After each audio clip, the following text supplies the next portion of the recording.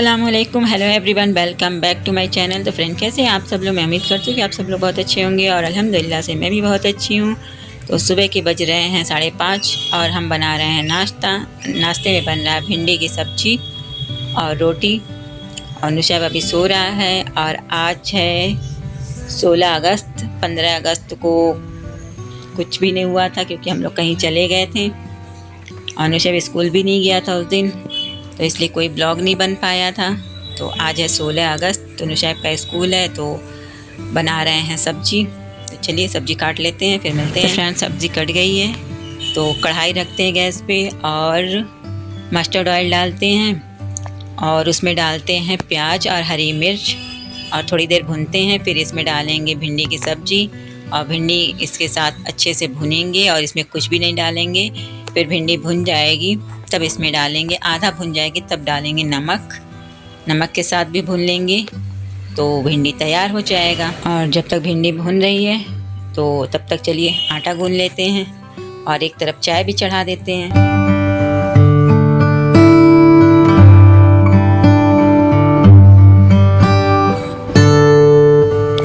तो ये देखिए आटा भी गूंद के तैयार हो गया है और इसे रख देते हैं 10 मिनट रेस्ट के लिए।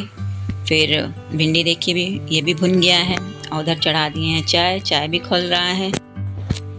तो सब कुछ तैयार है, बस रोटी बनाना है, तो झटपट अब रोटी भी बना लेते हैं। तो फ्रेंड, आप सबको तो मालूम चल ही गया होगा कोलकाता रेप मर्डर केस, जो 2012 में एक बार रेप मर्डर केस हुआ था, उसी तरह फिर एक बार देश की बेटी को रौंदा गया है। इस बार तो वो बाहर भी नहीं गई थी, रात का अंधेरा भी नहीं था, छोटे कपड़े भी नहीं पहने थे, पूरे ढके हुए कपड़े थे, डॉक्टर का लिबास था उसके ऊपर, फिर भी वो नहीं बची। घर से बाहर भी नहीं थी, अपनी ड्यूटी पे थी, फिर भी उसके साथ दरिंदों ने ऐसी हरकत की है कि शर्मसार हो गया है पूरा भारत। रेप किया गया और उसके पैरों को तोड़ा गया, उसकी आंखों में शीशे, उसके चश्मे के शीशे उसको चुभ गए सारे। मरने के बाद भी उसे नहीं दरिंदों ने छोड़ा। वो एक का हाथ नहीं है, वो पूरे स्टाफ का हाथ है इसमें। ऐसे लोगों को तो ऐसी सज़ा मिलनी चाहिए कि वो ज़िंदगी भर याद रखें, मौत की नहीं, उनको ऐसी सज़ा दो कि पूरी ज़िंदगी वो ज़िंदा रहे भी तब भी उस चीज़ को भूल ना पाए। उस सबको तो वही काट देना चाहिए, ना रहेगी बाँस ना बजेगी बाँसुरी। सरकार को चाहिए कि इस पे एक कड़ा कानून बनाए ताकि लड़कियां सेफ रह सकें। कहीं भी सेफ नहीं है, कहीं भी, चाहे वो रोड हुआ, घर हुआ, ऑफिस हुआ या हॉस्पिटल।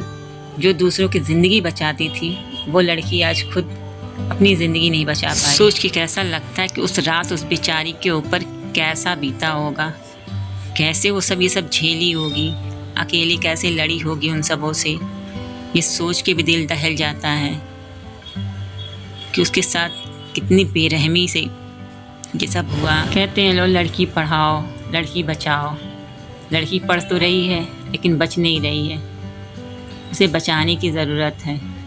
पढ़ी लिखी लड़की, डॉक्टर, और क्या चाहिए था उसे, लेकिन वो बेचारी तक नहीं बच पाई। जो दूसरे की जान बचाती, उसका जान खुद चला गया।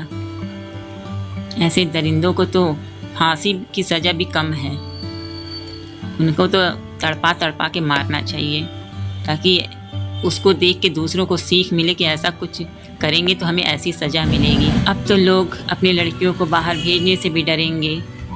डॉक्टर इंजीनियर के साथ जब ऐसा हो रहा है तो मामूली लड़कियां क्या हैं इसके आगे, ना हॉस्टल में रह सकती हैं। अब इससे क्या सीख मिलती है?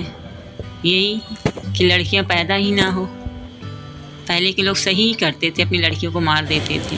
जहाँ अपनी लड़की को लोग पढ़ा रहे हैं, डॉक्टर बना रहे हैं, इंजीनियर बना रहे हैं, उनके साथ ऐसी हरकतें हो जा रही हैं तो आम लोगों की तो ज़िंदगी कैसी गुजर रही होगी वो तो कोई जान ही नहीं रहा है। कितनी लड़कियां तो ऐसे ही दब दब के जी रही होंगी। कुछ का जाहिर हो जाता है, कुछ का छुपा रह जाता है, कुछ को तो पता ही नहीं चलता है कि उनके साथ क्या हुआ, क्योंकि घर वाले कुछ छिपा ले जाते हैं कि भाई अगर बताएंगे तो लड़कियों के साथ शादी कौन करेगा, मेरी बेइज्जती होगी, या फिर उसकी नहीं तो हमारी और बेटियों की शादी कैसे होगी। लड़कियां सिर्फ पढ़ाई से नहीं बचेंगी, उनके लिए एक कड़ा कानून बनाना पड़ेगा।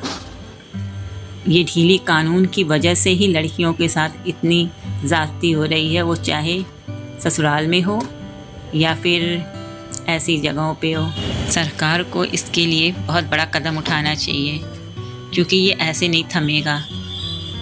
बहुत बड़ा कानून इसके लिए बनाना पड़ेगा कि उससे इंसान डरे कि ऐसा करने पे इतना बड़ा सज़ा मिलेगा, तभी ये थम पाएगा, वरना नहीं थमेगा।